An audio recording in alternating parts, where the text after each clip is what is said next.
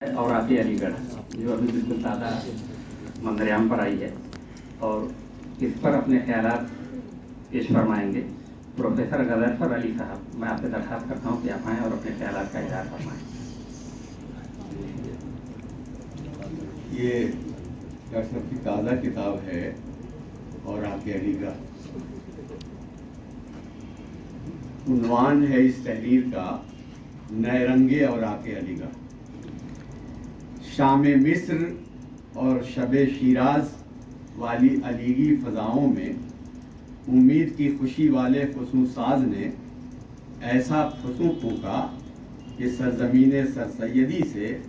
سرسبز علمی گلبوٹوں کے ساتھ ساتھ شگفتہ و شاداب ادبی پودے بھی لہلا اٹھے. خوش رنگ تخلیقی خوشے دور دور تک اپنی نرنگیاں بکھیرتے چلے گئے. اس جادوگر کی پھونک نے اس زمین کو ایسا زرخیز، نمو آمیز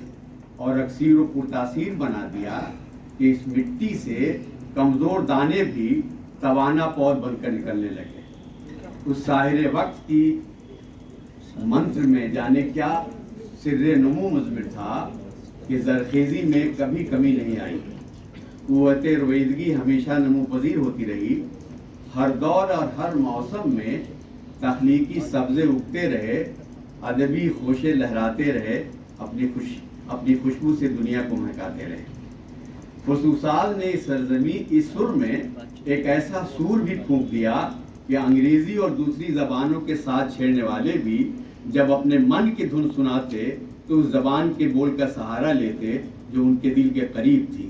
اور جسے قریب کرنے میں فضائے سرسیدی میں چلنے والی اس ہوائے سحرساز کے جھونکوں کا ہاتھ تھا جس کے لمس سے پتھروں کے سینے سے بھی سنگیت کے سر پھوٹ پڑتے تھے، بے زبان لبوں سے بھی پھول جھڑنے لگتے تھے، جس کے کچھ نمونے اس کتاب کے اوراق پر بھی مختلف عنوانات مثلاً یاد ایام، انسان کیسے کیسے، علی گڑھ تا ایبٹ آباد، روایت علی گڑھ، آواز دوست، جواب دوست، کشکول، دھوپ چھاؤں، میں کیا میری حیات کیا وغیرہ کی صورت میں موجود ہیں. ان کتابوں کے مصنفین دوسرے علوم و فنون کے ماہرین ہیں، مگر انہوں نے اپنے دل کی باتیں اسی زبان میں کی جو زبان ان کے دل کے قریب رہی. اہل ذوق اور ادب پسند نگاہوں کو پتہ ہے اور ادب پارکھیوں کو اندازہ ہے کہ سرزمین سرسید نے کتنی اور کس کی طرح کی ادبی فصلیں اگائیں اور ان فصلوں کی شاخوں پر کیسی کیسی خوشنما بالیاں لہرائیں. اس لیے میں تفصیل میں نہیں جاؤں گا. اپنی اس مختصر سی تحریر میں بس اوراق علی گڑھ کے کچھ صفحات پلٹوں گا جن میں قندیل ادارہ سرسید، نواب ابن سعید خاں چتالی کی جھلملاہٹوں سے لے کر معظم علی خاں معظم کی کولاہ معظم میں ٹکے چاند ستاروں کی جگمگاہٹوں تک کے نظارے رنگ و نور بکھیرتے ہوئے نظر آتے ہیں. مگر اس کتاب کے 21 اوراق کی جھلکیاں جو ان عنوانات قندیل ادارہ سرسید، سالار ملت، مقدمۃ الجیش، مصور کبیر مختار مسعود، اس میں 21 نام ہیں، میں چھوڑ رہا ہوں. ایک ملاقات اور دانش سیروانی پروفیسر مہدی انصاری، ایک درمند علی تصویر بتا استاد مکرم، کتاب محبت پروفیسر اختر مجید عاشق سرسید وغیرہ مینار علم و ادب سے منعکس ہیں. کو دکھانے سے قبل ضروری معلوم ہوتا ہے کہ اس شخص کی بھی ایک جھلک دکھا دی جائے جس کے ذوق و شوق، جوش و جنون، جد و جہد، تگ و دو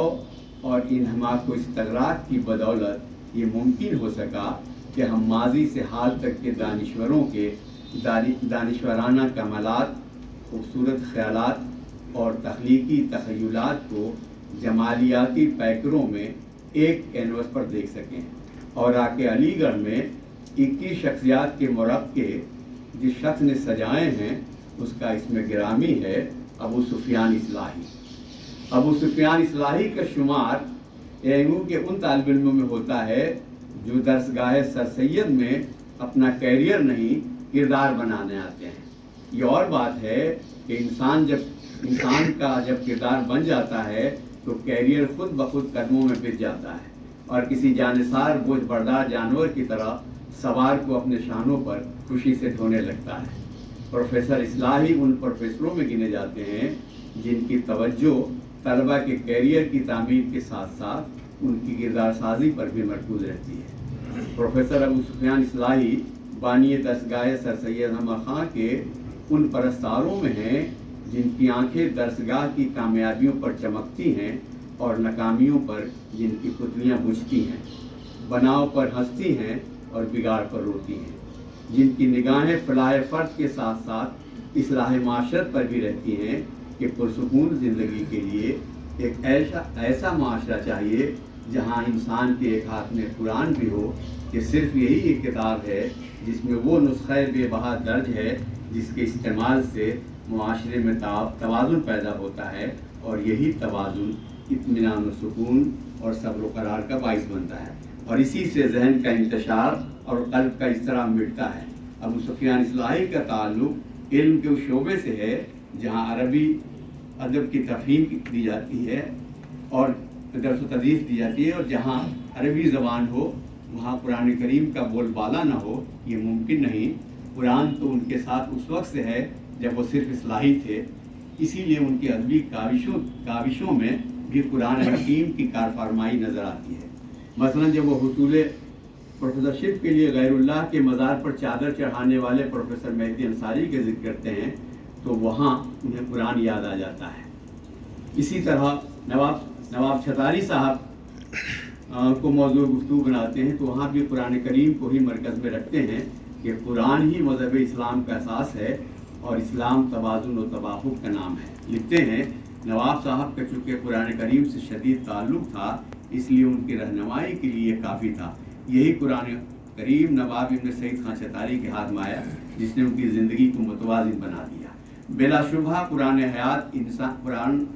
حیات انسانی کے لیے ایک ایسا نغمہ ربانی ہے جس کا سر دلوں میں سرور اور سروں میں غرور بھر دیتا ہے۔ یہ قرآن ہی ہے جو ایسا بندوبست کرتا ہے کہ آپ کی بھری ہوئی جیب سے کچھ سکے سرک کر پڑوسی کی خالی جیب میں پہنچ جاتے ہیں، جن سے اس کے بچے کے کٹورے میں دودھ آ جائے اور پھر پیاس سے بلبلاتے ہوئے بچے کی چیخ رک جاتی ہے اور آپ کی نیند بھی اچٹنے سے بچ جاتی ہے۔ یہ قرآن ہی ہے جو ایسا ضابطہ حیات تیار کرتا ہے کہ آپ کے حواس آپ کے کنٹرول میں آ جائیں اور آپ کے معلومات و معاملات میں توازن پیدا ہو جائے، نیز آپ کو بھوک پیاس کی نیش زنی کا احساس ہو جائے تاکہ بھوک اور پیاس کے ماروں کے درد کا ٹھیک ہے۔ اس میں 21 جو گلمسز ہیں میں نے ان سارے گلمسز کو اس میں شامل کر لیے ہیں، میں آخری حصہ پڑھ دیتا ہوں۔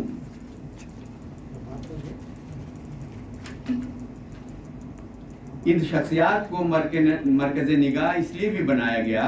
کہ اصلاحی نظر اور فلاحی دل و دماغ رکھنے والے پروفیسر ابو سفیان کو کچھ قدریں پسند ہیں جو معاشرے کے لیے بیش قیمت ہیں، اور ان کے خیال میں جو سیکل کر دی جائیں تو دلوں کے اندھیرے بھی جگمگا جائیں۔ یہ قدریں اصلاحی کو ان شخصیات میں نظر آتی ہیں جنہیں وہ صفحہ کرتاس پر لا کر نگاہ گور میں بھر دینا چاہتے ہیں تاکہ سرمہ اکسیر سے بینائی واپس آ جائے، کم بصیرت والی آنکھیں بصیرت افروز ہو جائے اور دیدوں کی صفائی کے ساتھ ساتھ دماغ کے جالے بھی صاف ہو جائیں۔ پروفیسر اصلاحی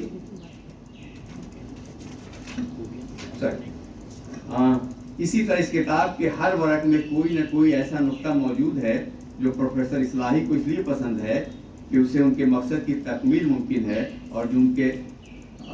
جو ان کے مقصد کے حصول میں معاون ثابت ہو سکتا ہے۔ اور علی گڑھ کے مطالعے کے دوران جو قابل ستائش باتیں سامنے آئیں علی گڑھ کے مطالعے کے دوران جو قابل ستائش باتیں سامنے آئیں ان میں اہم ترین یہ ہیں: نمبر 1، ایک ورق میں متعلقہ شخصیت کے تمام ضروری پہلوؤں کو سمیٹنے کی کامیاب کوشش کی گئی ہے۔ نمبر 2، بعض شخصیات سے وابستہ دوسری شخصیتوں کے منقش خط و خال بھی منعکس ہو گئے ہیں جو زیر بحث شخصیت کو سمجھنے میں ایک وسیع تناظر کو فراہم کرتے ہی ہیں، کچھ اور شخصیتوں کے رنگ و آہنگ سے بھی آشنا کرا دیتے ہیں جس سے تحریر کا لطف دوبالا ہو جاتا ہے۔ اور نمبر 3، اوراق علی گڑھ کا مصنف صرف پرستار سر سید ہی نہیں بلکہ وہ ایک جوائے علم و دانش بھی ہے جو راہ کی صعوبتوں کی پرواہ کیے بغیر ہر اس آستانے پر جا پہنچتا ہے جہاں سے اسے کچھ پانے کی امید ہوتی ہے۔ نمبر 4،